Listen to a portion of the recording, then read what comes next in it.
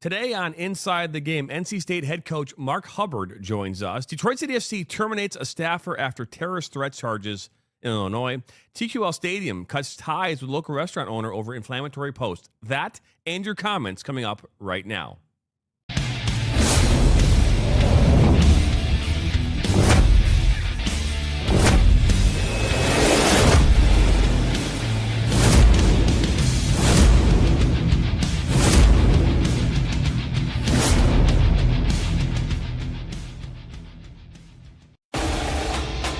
Welcome to Inside the Game on the National Soccer Network. Now, here are your hosts, Jonathan Turner and Nathan Wangler.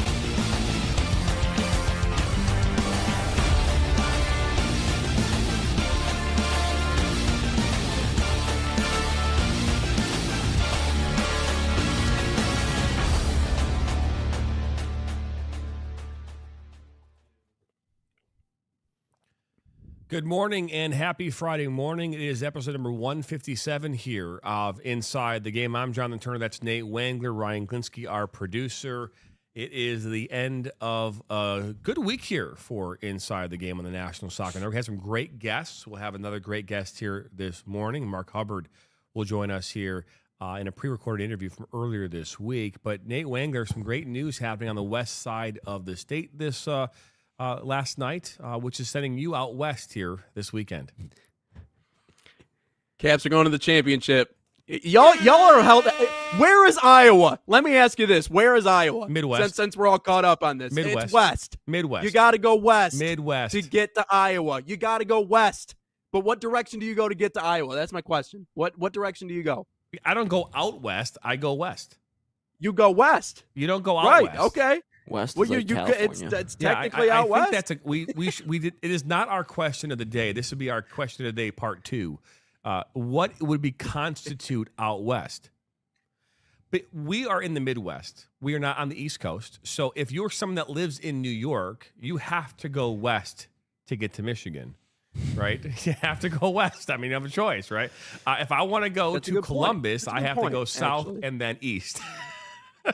So, I have to do that. But I'm not going down south to Columbus, Ohio. We have to go west to go to Grand Rapids. And we do have to go west. But I don't go out west to Grand Rapids. I think that's an important thing. But hey, you know what? Ask people who are watching. We're live right now on Roku TV. We're live on YouTube, Twitter, Facebook. And today, for the first time ever, we are able to bring a good part of our production into TikTok. And so we're hoping that over the next couple of days, we'll be able to get the full broadcast in there where myself and Nate will actually be on this screen very much like a lot of other platforms do. So exciting times nonetheless. But again, yes, Nate. Nate's going west this weekend to Iowa, where his team is the Whitecaps are playing in a championship series. Yeah, it's going to be a good time. I'm excited for it. Big time. Also, Very, Buffalo, New York to Michigan is 6 hours and 25 minutes. That's the same length it takes to get to Cedar Rapids, Iowa. So, but it's not out west. I'm not disagreeing with you on the direction in which you have to go to get to Iowa. It's just we're just saying out west. You know, it's like out west. It's like I'm going down south. I'm typically that means you're going to Florida, Texas, Alabama, maybe South Carolina. It doesn't mean I'm going to Ohio. It just doesn't. Okay. I'm sorry. Right. No, Midwest League. I mean, it's in the name of the league. It should be, but yeah. No, the Out West League. So, that's what it's called. The Out West League. That's what it's called moving forward. Hey, it's better than Energizer motorboating, okay? That's also a good one. But anyways, we've got a great show lined up for you this morning. Like I said, Mark Hubbard, the NC State men's head coach, currently has his team ranked in the top 5 here at the Corning United Soccer Coaches, joins us here this morning. Some interesting news coming out of Detroit City this week, and we'll talk about that. A staffer was arrested for terrorist threats. We will dive into that whole conversation this morning. Charlie Kirk, we all talked about that yesterday, obviously died on Wednesday. They have just announced here a short while ago they're going to have a press conference that they do believe they have the suspect in custody. So So any updates we have about that we'll bring throughout the show as well. TQL, which is the stadium in which where FC Cincinnati plays or calls home in the MLS. One of their sponsors made an inflammatory statement on social media, and as a result have lost their right to serve their food now and be a sponsor. We'll talk about that as well. How important it is in today's world to be maybe mind your P's and Q's if you want to keep doing business. I think maybe that's the and we'll take your comments and questions this morning as well. But on the other side of the break, we'll be joined by Mark Hubbard. So don't go anywhere. You're watching episode number 157 of Inside the Game.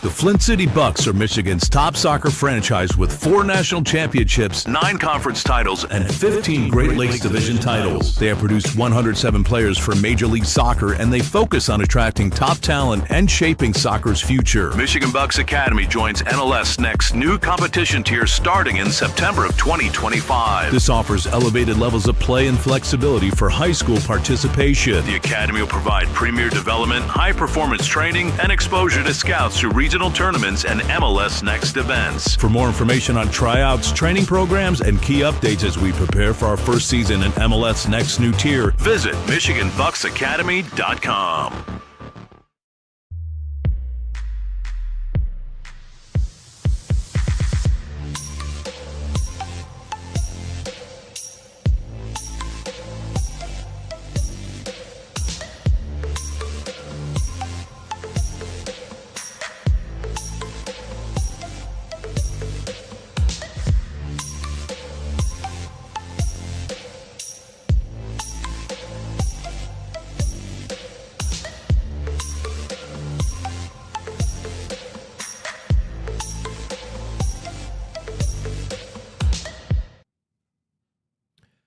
Welcome back here into Inside the Game, 157. We had a chance earlier this week. I had a chance to sit down with Mark Hubbard, the NC State men's soccer head coach, and here's what he had to say about this season and what it means to even be ranked and how their season outlook looks. We are joined now by the head soccer coach, men's soccer coach of NC State, the Wolfpack, Mr. Mark Hubbard. Welcome to Inside the Game. Yeah, thanks for having me. Well, you're very welcome. Mark, first off, you have the Wolfpack here rolling here to start the season. It's their best start in regards to rankings in the history of the program. I know rankings don't mean a whole lot, but to some people they do. Where does this fit right now into your whole picture of this season? Not much. I think we talk about it a good amount. I think it's not the highest ranking. I mean, maybe the highest ranking in the United Soccer Coaches poll, but there's a very strong history and tradition here in the late 80s and early 90s. Oh, records are meant to be broken, and obviously this season you've done that twice in regards to your attendance. You've seen 3,000 fans and just recently 5,083, a brand new record. Talk about how important it is for this team to play in front of a home crowd of that magnitude. It's like having a postseason game in early September. So where we, when debriefing post game, we got to do a better job of figuring out how to communicate with each other on the field. Like the players couldn't hear a word I was saying, and that's obviously a good problem to have. We don't want fans being pissed off that get good seats or good vantage points within the game. But I mean, there's there's probably another, I don't know, 500 people outside of the facility on parking decks, top of building like campus rec buildings, and I think that type of buzz is only going to aid into coming to the game earlier and creating more of the warm up atmosphere that we had the other night. Was something I've never seen before. So just everything was packed and horns everywhere, and this was just during warm up, so it was a really special night. We had a chance this season here as part of our network with the last number of years to watch the Flint City Bucks and watch what they can do during the summer. And obviously this past season, we had a chance to see Donovan Phillip and what he could do for the USL League Two. Made it all the way to a semifinal. They lost to Ballard FC, who eventually lost to Vermont in the finals. Having a player like Donovan Phillip, who had a hat trick earlier this season already, on your team. I know we talked about players here already, but having a player like him who's stepping into your environment, helping lift this team, what has he meant to this team in the early going? What do you expect from him throughout the rest of the season? Well, he's obviously a marked guy, so he's just going to continue to draw more and more attention, which will make it harder for him to do his thing, but which will create more opportunities and situations for other players to step up, and our team to be able to do that. But in terms of like him as a player, I mean that's the type of striker you want, someone who's confident, coming off of success, whatever environment he's been in, and continues to improve every day. To hit his stride yet. I think he's improved a lot since he's been here, but still has some room to grow. So, but nice to have a striker that's confident and more instantly. If you had to define the word Wolfpack soccer in one sentence, how would you describe it? Gritty, resilient, exciting. I know that's no sentence, but it's a brand that is so unique.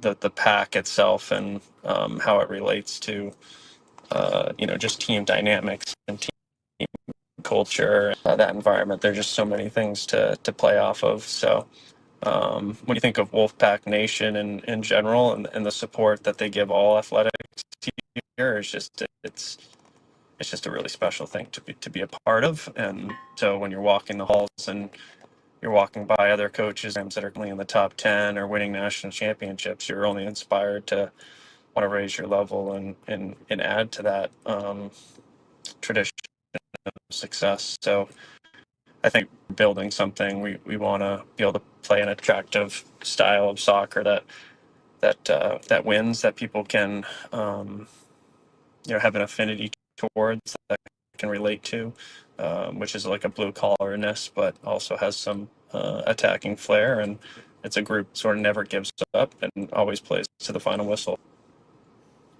Yeah, no question about that. We're currently being talking with Mark Hubbard, the head coach of the NC State men's soccer program. Obviously, this is the 10th coach in the history of the program.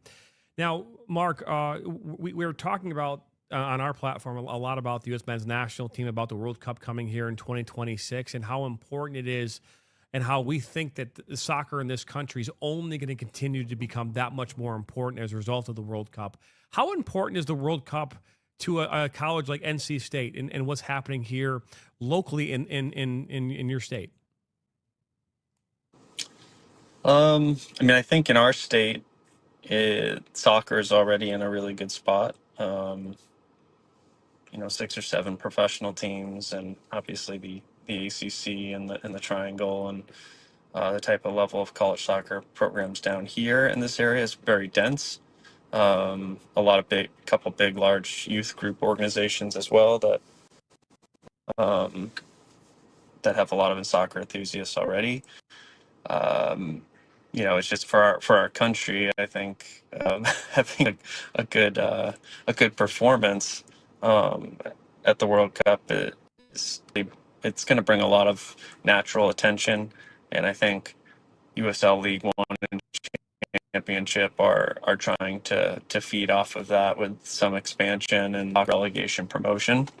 Um, but it ultimately comes down to like the performance of the national team and how they do within the opportunity that they are presented. So it's been an interesting situation to follow. I would agree with that statement. I mean, you mentioned, and when you were talking about defining the Wolfpack and what Wolfpack soccer was, you mentioned gritty and resilient. I would like to think that those characteristics are much needed right now in the U.S. men's national team. Maybe you might share that same sentiment. But as we continue on here and talking about this season as a whole, I'm sure you and your locker room and the men and the players in that program are talking about what success looks like. What does success look like for the Wolfpack in 2025? Well, we're continuing to hammer the daily habits and things that will add up over the long period of time.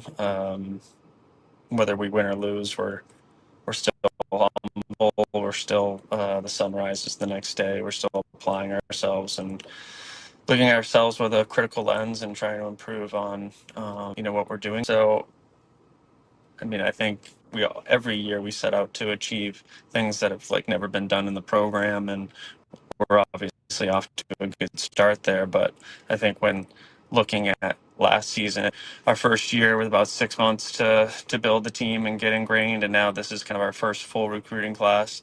The expectations are higher, so that means Final Fours of the ACC and the College Cup are kind of what we're looking for. Ultimately, like I think this is the type of program that should be consistently competing for national championships, and we have the right platform, the right resources to be able to do that. So there's no excuses there. But from a realistic point of view about where the program was 2 seasons ago to last year to now, I think those are some good realistic goals to achieve, especially with them being in Cary right in our backyard. All right, so right now I see that you're in your car, and I would imagine on some level that when you get off the plane, you get off the bus, that when you get in your car and you're off those long road trips, you have a place that you want to go grab a bite to eat. Maybe it's home. Maybe it's a restaurant, local pub, local eatery. Where are you going when you get off that plane to get that? Are you going home and grabbing a home-cooked meal? Or are you going someplace like a local eatery and grabbing a meal from there? That's pretty funny. I like going home. I'm trying to be home as much as I can. So I'm a father. I have 5 children. We moved our whole family down here from New Hampshire, where we raised our family, and both my wife and I were raised and grew up. So it's been, the job's been very coming to sort of family transition and sort of starting over down here. So anytime I can, I will run right home, and that means I gotta grab some almonds and some dates or something, or a couple of granola bars and stave off the hunger. That's what I'll do. But my guilty pleasure is what's called the train wreck at Cup of Joe here in Raleigh. So it's a cold brew with a couple espressos and just sort of a treat to self early morning after a workout. So extremely counterproductive to what I tell the players. But I start my day out by dehydrating myself, and but it does taste good, so I can make it up with some water throughout. Well, Mark, we appreciate you stopping on by here this afternoon to have a conversation about NC State and what you guys are doing there this season. Currently ranked 5th in the United Soccer Coaches poll, currently 3-0-1 as well, and on your way here to much more success, we believe. Thank you very much for being a part of this morning. All right. Thank you so much. Really appreciate you having me on. Thank you, Mark. All right. Experience the thrill of the game like never before with NSN's Game Rewind. Dive into full match commentaries enhanced with cutting-edge dynamic graphics, letting you relive the highs and lows of your favorite matches in astonishing detail. Whether it's a championship win or a legendary play, NSN Game Rewind bridges the past and future with a broadcast experience designed to captivate. Call 586-304-4405 and start watching today.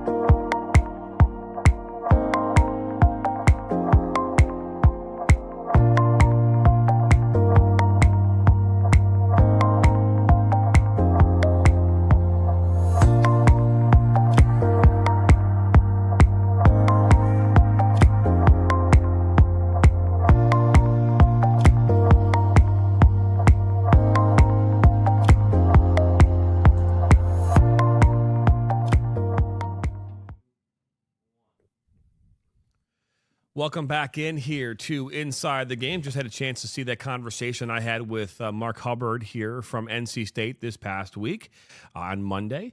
And again, NC State with Donovan Phillip, they are on a roll. They play here tonight in a matchup as well. So they're rolling. They got records going. I mean, they got 5,000 fans coming to games. That's really impressive for that program.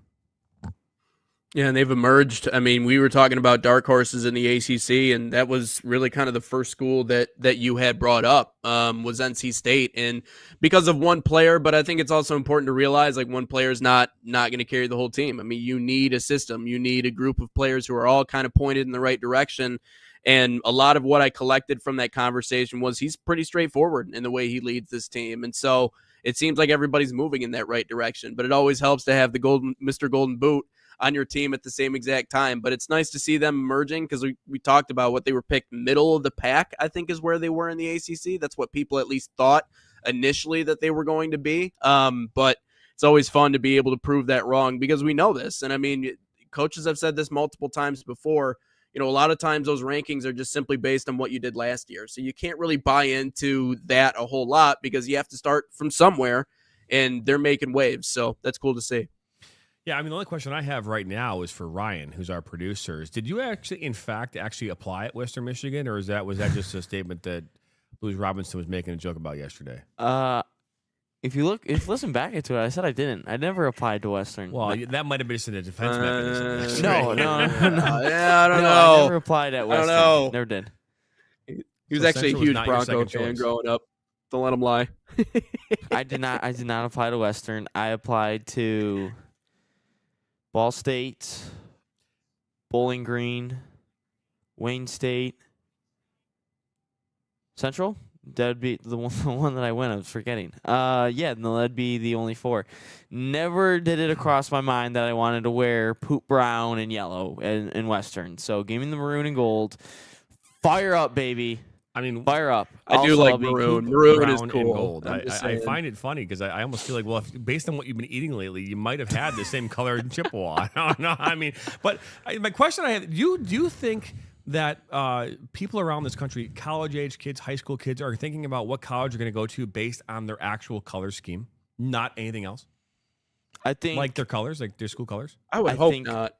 I think for females, yes. I think for girls, yes. They do kind of based on you just colors. mentioned poop brown and gold is something you just mentioned. I'm just because you mentioned obviously it. the main thing is probably obviously the degree that you want, and also depends on the area and the people. Maybe we should have like a segment based on like college criteria checklist. But no, the colors for me did not matter whatsoever. Because I also wore like Central stuff growing up, so it didn't really matter. Yeah. But no, I did not want to wear poop brown and gold like Western. So all right, fair enough. I would hope that's not a part of the decision-making process. I don't know. Me personally, I would hope that's not it. But I will say maroon's cool, though. I mean, you see the new football uniforms? Are they still Adidas like school? They look very much Washington Commander coded. Like it's actually kind of cool. Yes, they do. So I don't know. A lot of good things you can do with maroon.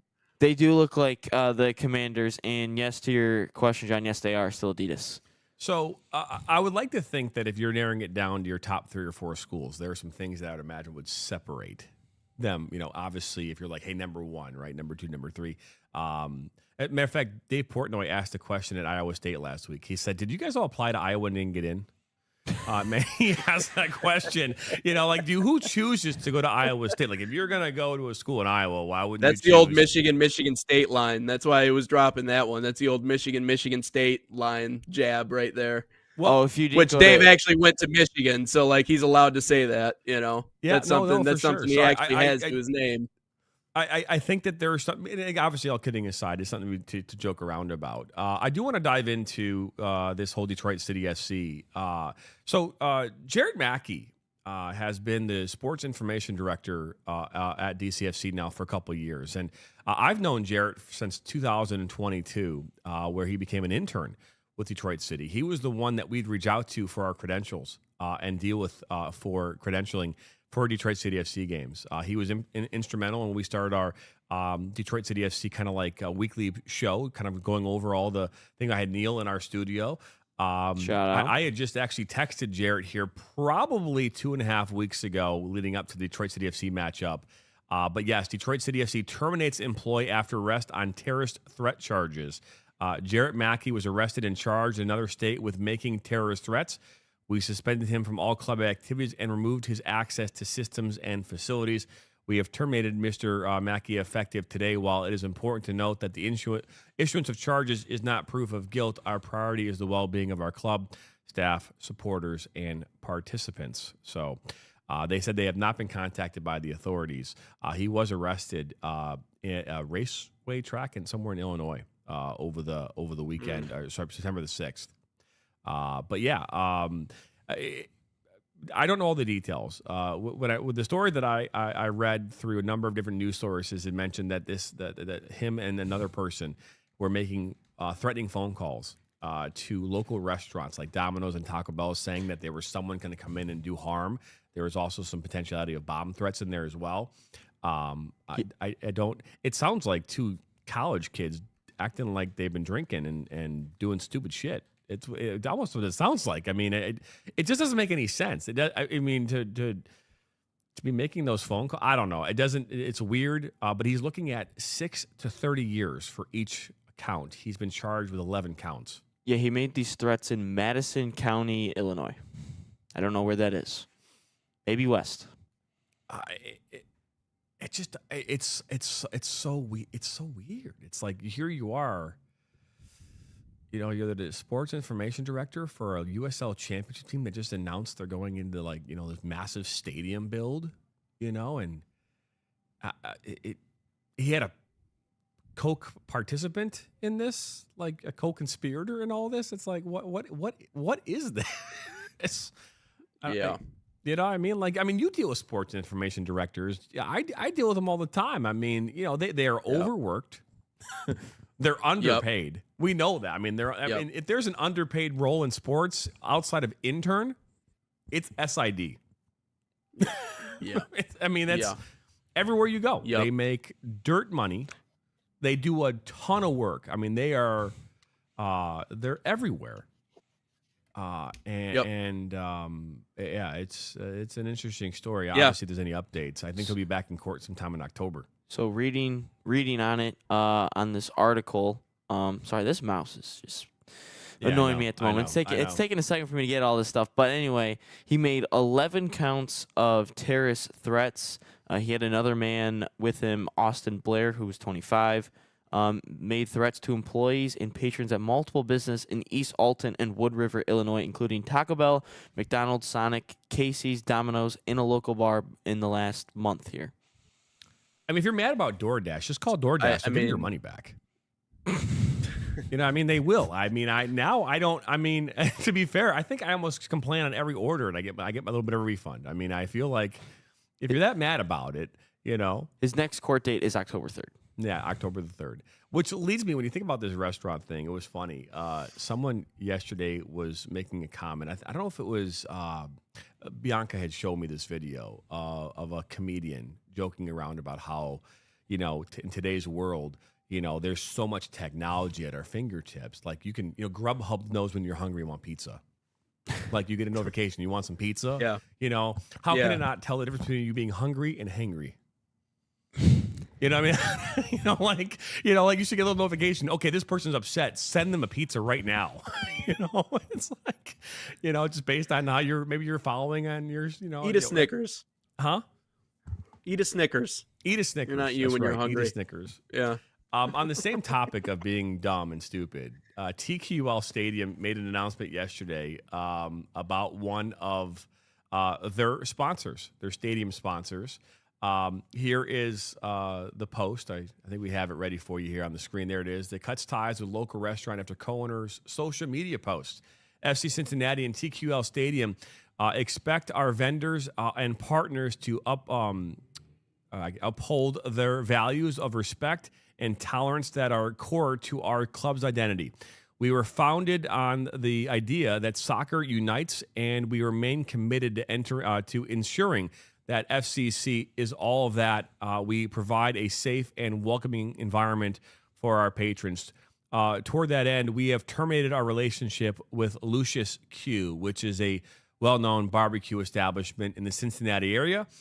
This after the owner of Lucius Q went on social media.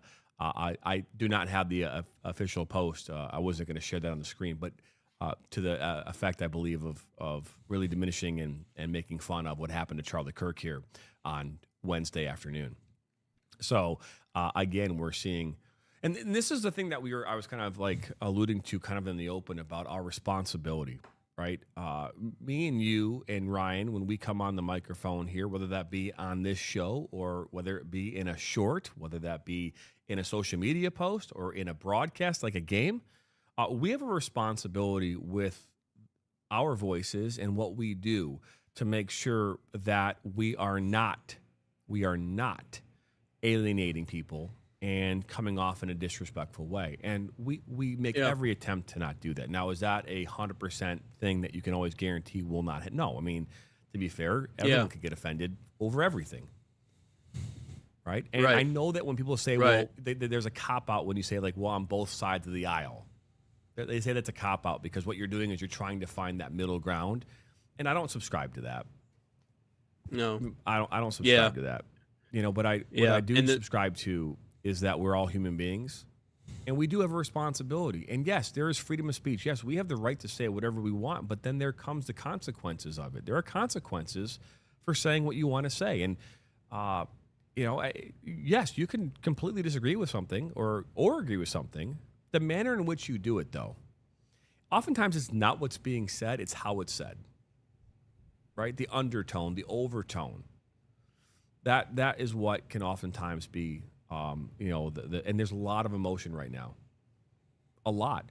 It's no different than when a football team loses, a college football team loses in the national championship game. Well, what do students do? Well, first off, they've all been drinking for like the last 30 hours leading up to the game. So they're on their way down. And so what do? They all run to the streets and they start setting things on fire and pushing cars around because that's what they do.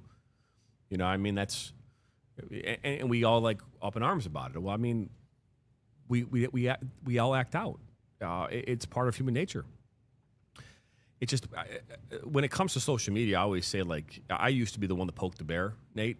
I used to be the one to go up and get engaged in these conversations. And I just found what it led for me, it just led me to a darker place. I never, after making a comment or a statement or kind of jumping into the conversation, I felt like dirty. If that made the best way to put it. Like, I never felt like clean. I never felt like, wow, I was cleansing something or I was making something better. I was adding fuel to the fire. Right. And you can absolutely enter a conversation and not do that. But it's so hard to not do that in these very, very polarizing environments. And so while I'm not saying you shouldn't enter, I'm saying you should enter with caution and you should enter with good intentions.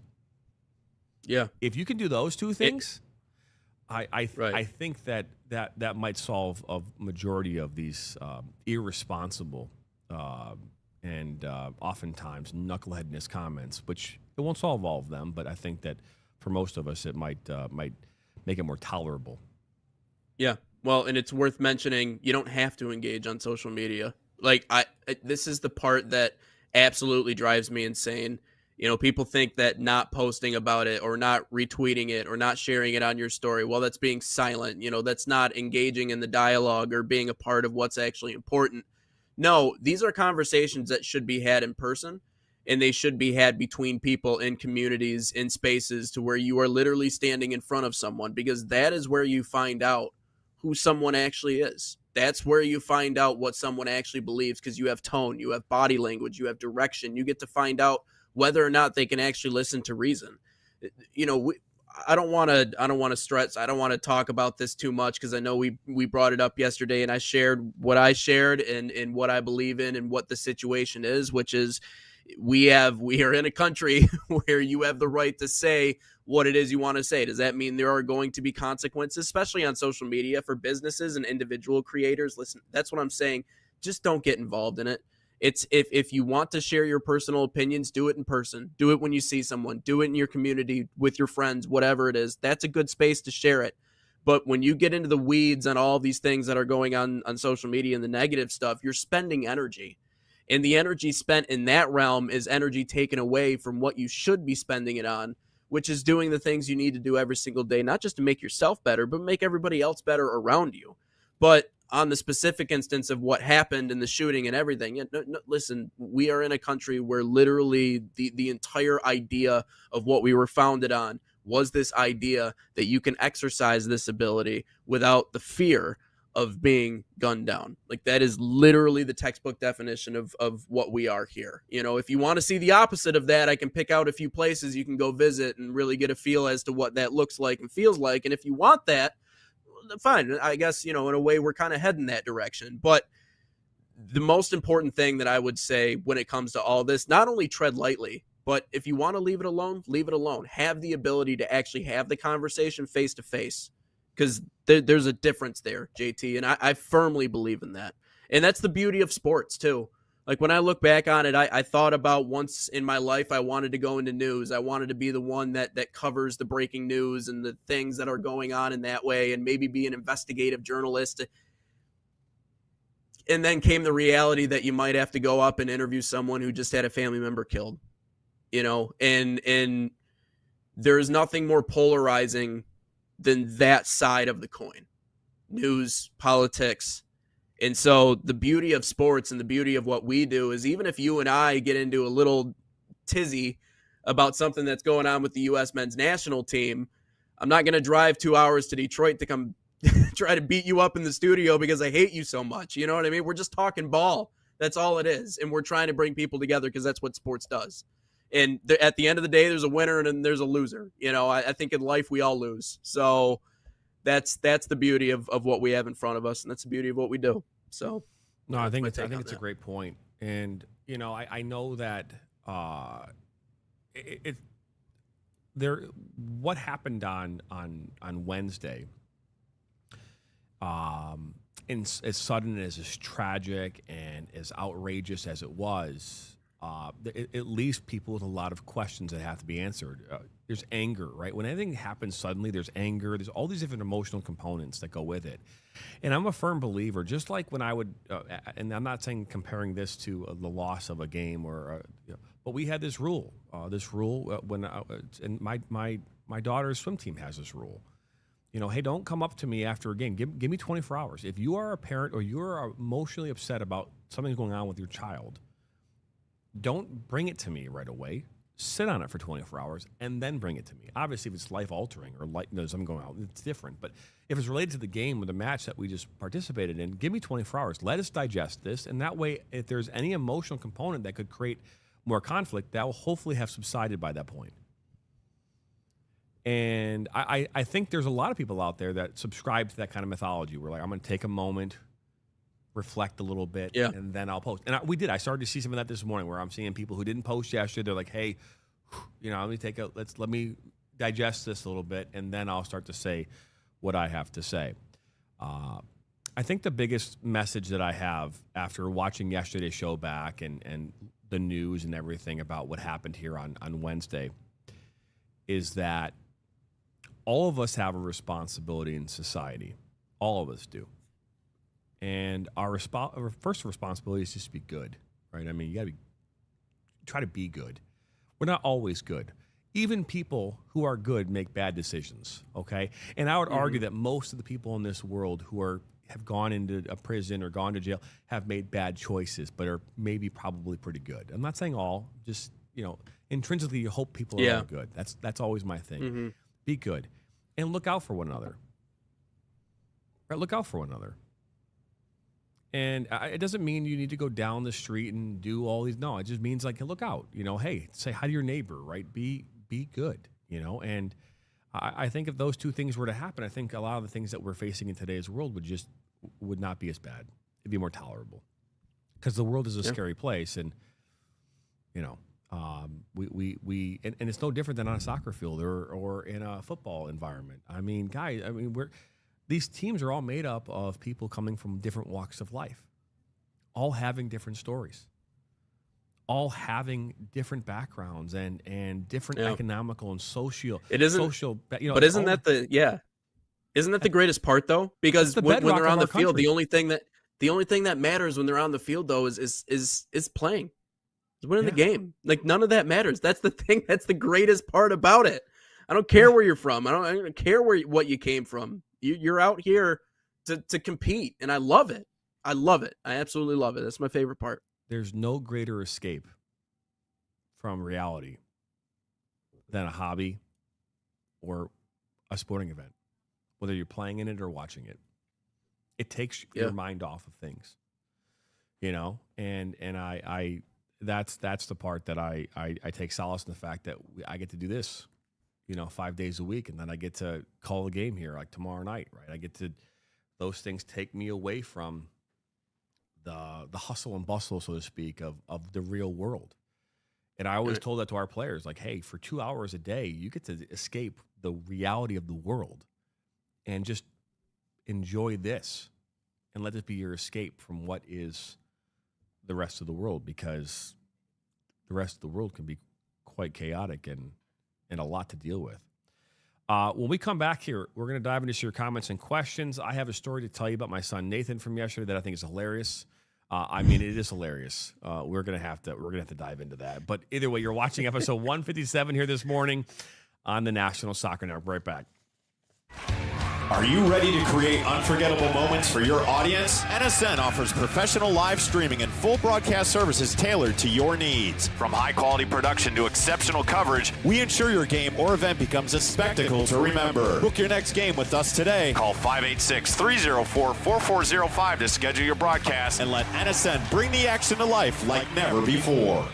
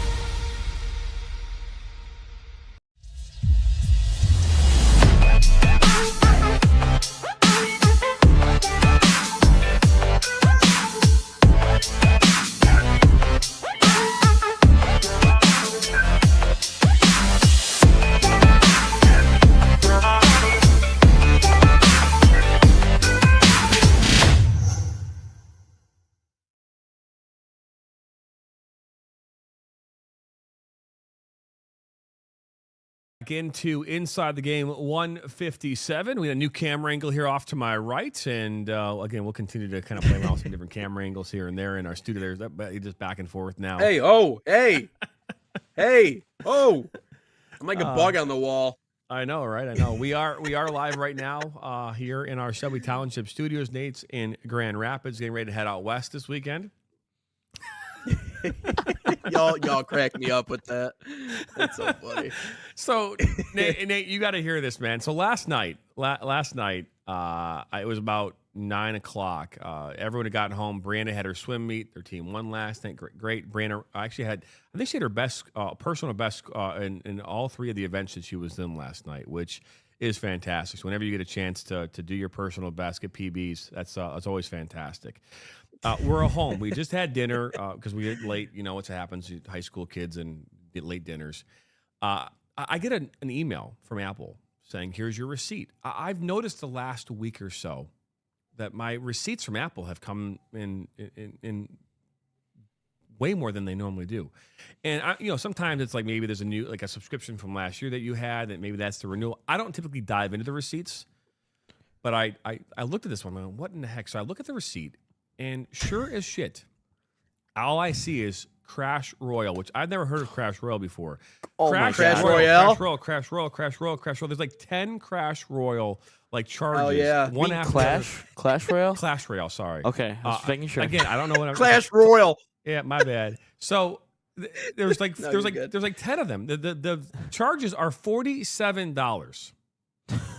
$47 each, or just $47 total for that one receipt. I'm sitting there going, what in the heck is this? And so I look, so I just type in Apple in my email search, and I find 4 or 5 more receipts, and in there are more Clash Royale. There's like, again, there's $38, there's $39. Oh my God, that's great. So I go, Nathan, what is this? He's like, well, Dad, I was paying with my Apple Pay. I go, because his Apple Pay is tied to his own personal credit card that we got for him. He has his own personal, it's Green Light. It's a great feature, by the way, which you should, I get referrals. I should actually put a referral code on there. But great tool for kids to learn how to use their spending. Nathan gets his paycheck like most people do every couple of weeks. It's deposited into his account, and he has an allowance that he sets himself, and then there's money that goes into savings. And so I'm looking at his account, and I go, dude, you have $2.49 available right now. You get paid on Friday or Monday. You have $2.49 available. I go, you spent $160-some over the last 3 days. At what point did you think? At what point? Oh my were you like, God. I have enough money? His response to me, Nate, was this. He goes, I thought it would just come out later. It's Apple Pay.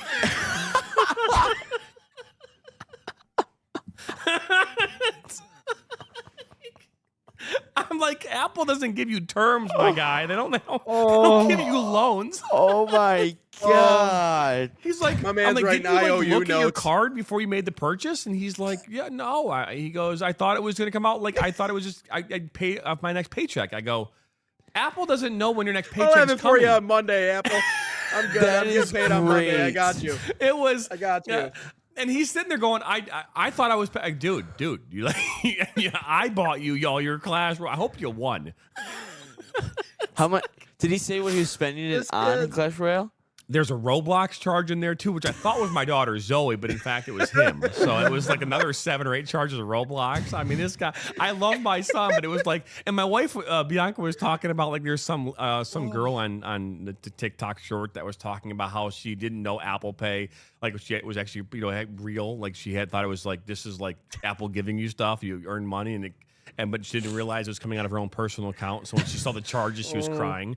Like, What? Oh, yeah, like, but yeah, I had to deal with that. I'm like, bro, cause like this is not gas. You are cooked. man, between him running up What is between going him on running in up this the segment? charges and also finding the pepper spray in the basement and spraying that around, this kid is giving you heartaches, and I just love hearing every single story. It's the greatest ever. I love him to death, and it's funny because it's like, Wait, what he is just this gives you a run pepper for your money. What is this He pepper found spray? JT's pepper spray in his basement and apparently had a ball. So once upon a time, I had someone actually gave me pepper spray. I don't know why. It was like a little small cartridge, like a portable one that you would obviously take with you if you were going to be afraid for your life. And I had it in a filing cabinet, and my office used to be in the basement. And he went in there one day looking for something, found the pepper spray, and decided to start spraying it in the basement. Yeah, Like yeah. as like an air freshener? I think he knew what it was, but he was just testing it Kind out. of But yeah. stinks in here. Let's spice it up a little bit. I was like, yeah. Hey, he is a teenage boy, and teenage boys are gonna do what He's teenage boys great. do. But Nathan cracks I'm me not up. gonna. While those things are upsetting, you can laugh about it a little bit later in life.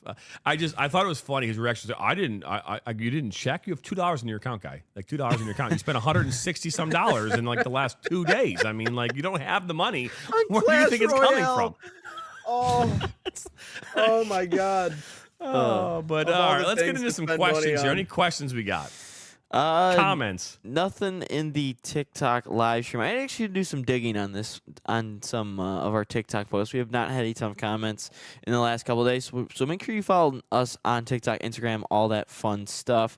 But this one, I posted a video a couple days ago about the leadership because obviously we went through the last couple of days. And this one was about Christian Pulisic is not our best leader. He's our best player, but not our best leader. For the Crew podcast, said Adams, Richards, Ream, even Jedi or Turner, they'd all be better captains. And then this one, like for you guys to get into from Hectorios 8289. I'm Mexican and U.S. leaders. The best was Donovan, Dempsey, Howard. To me, I respect that generation big time. They really have the Hart, Pulisic, if he had 1/3 of what those had, I would respect. Huh. Okay. Yeah, we've talked about that. We've talked about the leadership and the lack of leadership. I don't know if we saw a lack of leadership on Tuesday. And Alexi Lawless actually made a great point a couple days ago after that game and said, "Hey, I'm going to let this one just be what it was." He goes, Pochettino, even to his credit, was saying, "Hey, this is like our trial. Let us get through these first couple of games." He didn't really say it that way, but that's obviously the interpretation that we're getting from this, is that Pochettino is not putting a lot of stake in the results and in how the team is playing during, my guess is probably the next couple of windows. I think for anything, and we're going to talk about it here in a moment, about how it was just announced here, obviously on Tuesday as well, that in March, the U.S. men's national team will be playing against Portugal in Atlanta. So there's a couple more friendlies coming here in March, and those games will be what I would imagine to be really the final tests leading up to. We might see something, I guess, would probably be in April as well. I would imagine we're going to see some stuff coming. But yeah, breaking news, set to take Portugal in March.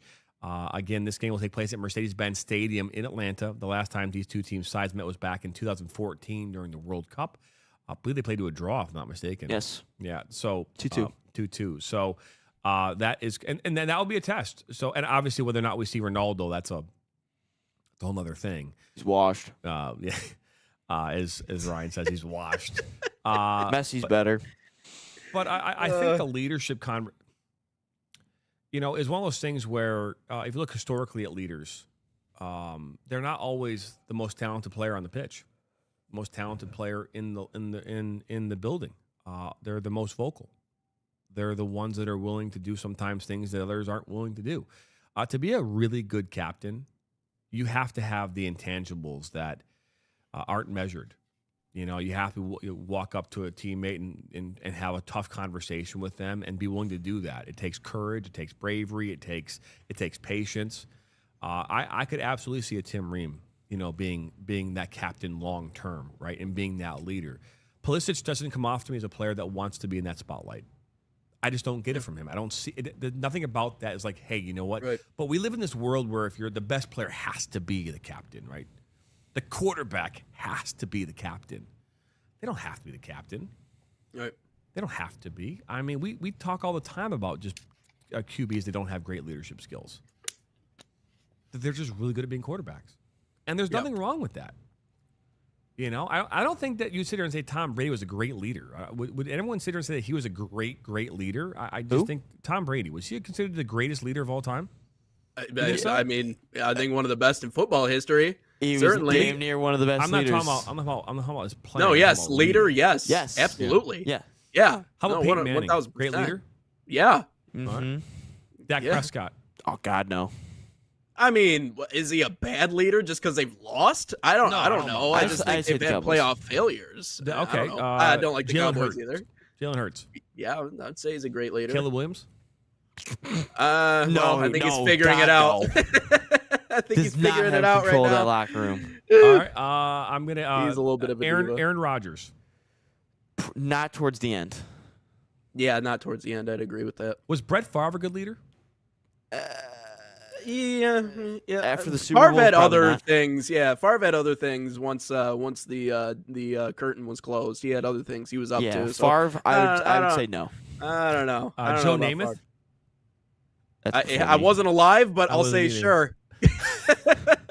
I mean, they probably a lot of drinking in that locker room, probably, Yeah, right? you know. Probably. I Cigarettes asked and that stuff. question because, again, if we look at this, and oftentimes who are your best players in football, right? They're typically your quarterback, your wide receivers, and your running backs. Obviously, there's defensive players, linebackers, right? Some those position players that tend to be over the top. Like Aiden Hutchinson would be considered to be, I would imagine, on some level, one of the better players on the Lions, right? Defensively across the team, right? Is he considered a great leader? Right now, he's also not a quarterback, right? And so again, there's other players who are maybe not necessarily the best player or the most notable player on the team or the roster, and they would potentially be maybe a better leader in those scenarios. I think Hutchinson's probably a great leader. Yeah. Yeah, but you got Yes. Jared Goff on that team, right? You've got Amon-Ra St. Brown. You've got Jahmyr Gibbs. I mean, now Sewell's a great one. Sewell. Yeah. These are great players. Branch on defense. You can go Anzalone, right? Might be considered a player. You could look at there and say, hey, great player maybe on that team, not necessarily across the league. But are all of them the ones who are capable of being the leader, like the leader in the locker room? And when we look at a soccer team, there's 11 players that play at one given time, and you've got players who are on the bench and on the field. But who typically is the one that's going to have the largest voice? A lot of times goalkeepers are very good with their voices, right? Your defenders, they have to do a lot of talking. So that's why Tim Ream becomes a natural leader within that back line. Offensively, who would it be? You would argue it's Christian Pulisic. But if we take Christian Pulisic out of the equation for a second and take Tim Ream out, who's another leader on this team that could step into that role and be another leader in that locker room that could, again, help lift this team up? Well, and to Any your point, suggestions? yeah. I was going to quickly say to your point. I mean, you can't lead by committee. Like, no one's saying that there has to just be one leader.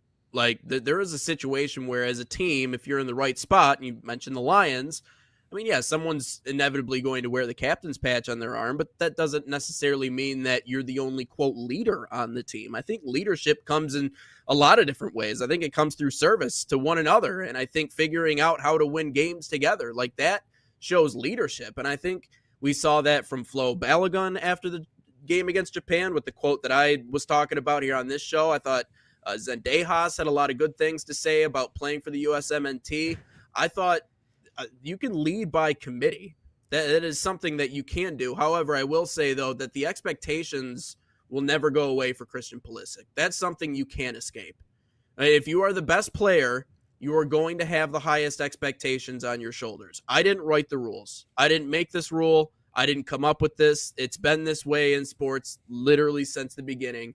If you are the best, you are going to have the highest expectations. So that means more people are going to want to hear from you. They're going to want to see you perform. They might criticize you when you don't do well or when you shy away from, I don't know, addressing the media or doing whatever else he does. I'm not saying he's the most comfortable in terms of leading from the front and being a vocal leader. Clearly he's not, and people have acknowledged that. Even the players on that team have said he's a silent guy. He's just not that type.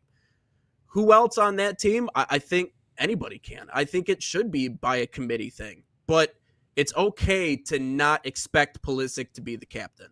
However, the expectations will not go away. That will always be something that remains. Question of the day? Yeah, we can get the question of the day. Let me just grab again this mouse. Jeez. Here we go. But before we get into question of the day, Salt Athletic, an official sponsor of us here at NSN. Use promo code NSN15 to save 15% off your order. Scan that QR code or visit saltathletic.com today. Question of the day. If you could have dinner with one famous person, who would it be? Love the enthusiasm, guys. It's A famous it's deep person question. that that's is, and defining what famous even means. Nate, I'll let you go first. that's currently alive, or are we going forever and ever here? I think forever and ever. Yeah, forever and ever. Oh boy. You know, historically, one person ever. I'm going to probably have to go with on this one, Abe Lincoln. Abe Lincoln. Abe Lincoln, because of the Civil War. Because I have a lot of I'm a history guy. Like, outside of sports, I really indulge in history, and I just kind of love like how it's shaped everything. Like, you can always look back to figure out, why things are the way that they are today. Just look back, and you'll find the answers in a lot of places. That's why, I have an uncle that lives out in the DC area, one of the most brilliant people I know in my life. I would say he's the most brilliant person I've ever met in my life. Worked in the Air Force, was in the Pentagon for a while, but worked out in the DC area. And that's why that's one of my favorite trips. East? It's what's that? East? Favorite trip out east? See, that's east. Yeah, they there you go. Yeah, that's actually out east because I guess it's far enough east, right? Technically. But they I mean just the memorials and the aviation center, and just there's so much good stuff to see there. So I'm a history guy. And so just to get the opportunity to sit down and talk to him about everything around the Civil War and what kind of led the country to where it is now, because I think when you look at how divided we are now, not saying that there would ever be a civil war, I'm not going to put that out in the atmosphere. Oh my. But I do think that that was the time where, if there was ever a time where the country was more divided, that was it. That was it right there. So just, I don't know, just trying to find answers to questions that probably will never be answered, because he ain't here anymore. He's been long gone. So I think Abe Lincoln would be fun, honestly. I'm going to go a sports route here. If you think about the Miracle on Ice and how that all went down, I would love to have dinner with Herb Brooks. Right? I mean, like, just getting into his head about how he was able to create that team that, against all odds, did the unthinkable, the unimaginable at the start of the Olympics, right? And how he was able to get those players to do that. That to me was something. I mean, that it's a miracle. I mean, what we did in that environment. I wasn't even alive yet, right? So, what we did though in that tournament, in that Olympics, is nothing short of miraculous. And I would love to know how he was able to pull it off. Now, granted, there are books and there are movies, and you can get a lot of information about it. But I feel like just having and hearing it from his voice at a table would be really, really cool. And again, the cool thing about the question too, guys, is that, like, you can pick. I mean, we could pick anybody. I mean, you could pick a Supreme Court justice. I mean, it doesn't matter. I mean, it could be someone who just lived. I mean, I remember watching this movie here a few weeks back. It was about this school in, I don't know, L.A., like near Long Beach, California.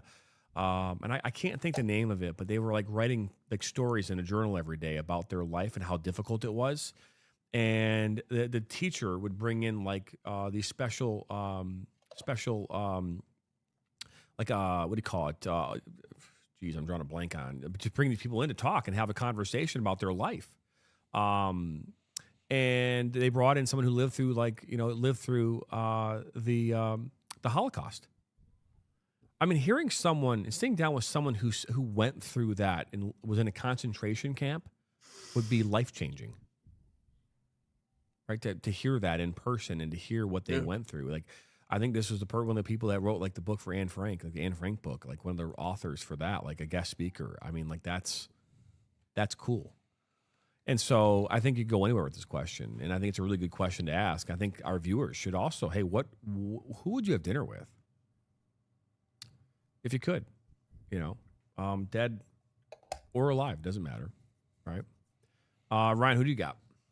So I was thinking here, Adam Sandler, because I wanted to laugh. However, I just watched like this 20-minute video on how Remember the Titans were made, and it combines both of yours, sports and bringing a country together.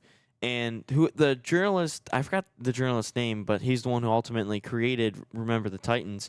And he was very shocked that when he moved to whatever city, T.C. Williams or Alexandria, Virginia, how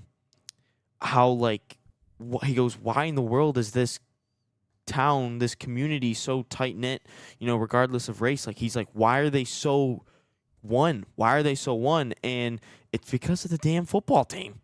Like the football team at T.C. Williams, and I would love to have, I'd love to meet Herman Boone and just ask him, what was the challenges that you had to face with, integrating a white and black football team and coming together, and how you had to overcome, the tough games, just internally as well, and in your own school, and the fact that they were able to bring a sport together and unite one whole town in a time where, as a country, we were still really, really divided, even though there was, not necessarily always equal rights. But combining and uniting one team together. Like, that's just crazy to me to figure out and fathom that a football team brought a whole team or a whole town together. That's just crazy to me.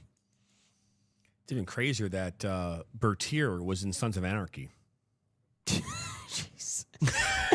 Yeah, I actually reading up or listening more on it. Bertier actually didn't get hurt till after the state championship game. Oh, really? Yeah, there's a couple of things that are a little fantasized, but it's for the most part still true. But there's a couple things that aren't quite as true as the movie says. But no, just the fact that a football team unites one whole town together, and that's actually true. That's crazy to me. It's a cool one. Yeah. Cool. We have a great week lined up for you next week. We have a great guest coming in here on Monday. The Wake Forest women's head soccer coach, Tony DeLuce, will join us here virtually on Monday morning. So we'll have him join us to talk about their side. They're also ranked in the top 25 in the United Soccer Coaches ranking. So we'll dive into that. We have a great weekend of games coming your way here as well. Starting tonight, Rochester Christian's women's side will take on Holy Cross. That's right, the Holy Cross that Rudy went to. Same Holy Cross. Rudy. And then tomorrow we got Rochester Christian again, women's side again. They'll be welcoming in Shawnee State. That game kicks off at 1 p.m. And then the Four Nations Cup begins tomorrow night. That's the MASL. 4 teams, Mexico, Brazil, U.S., and Colombia USA. all taking USA. place here this weekend. That will be available on our Channel 2. We've got Metro FC versus Duke FC of the UPSL. That game will be on Channel 3 of NSN on Roku TV. U.S. Open Cup first-round matchup tomorrow night, Chicago Strikers versus KS Wisloka. That will be on our 24/7 channel and Channel 1. That's going to U.S. Open Cup. That kicks off at 8:03 p.m. Eastern right here tomorrow night on the National Soccer Network. USA. That's right. I hope everybody has a great weekend. That wraps up number 157 here today. And they'll be back here next week for episode number 158. We'll see 160 here as well. We'll have another nice little even 160 coming up here, I think on Wednesday of next week. And we want to wish, obviously, the Whitecaps some success here in regards to going out west and having a chance. Whitecaps. I don't know you guys' a chance. Oh, yeah. There it is. Y'all got to come out one of these times, do the dinosaur dance. Can we come out west with you? Yeah, I'm down. Y'all want to come to Iowa or Beloit, Wisconsin? I've never been. What's the Whitecaps chant? I mean, it's "Let's go Caps." I mean, that's pretty much it, right down the middle. I don't know. We don't have a supporter section necessarily. Let's go Caps. Let's go Caps. Let's go Caps. Or how about them Caps? There's a tidal wave coming, boys. All right. There's a tidal wave sound like Jimmy Johnson over here. Oh, how about them Cowboys? Yeah. Oh boy.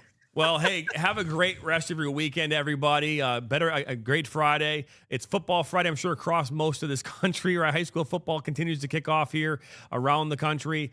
Have a great weekend. That's Nate Wangler, Ryan Glinsky. I'm Jonathan Turner. 157 in the books. We'll be back here same time, same place on Inside the Game.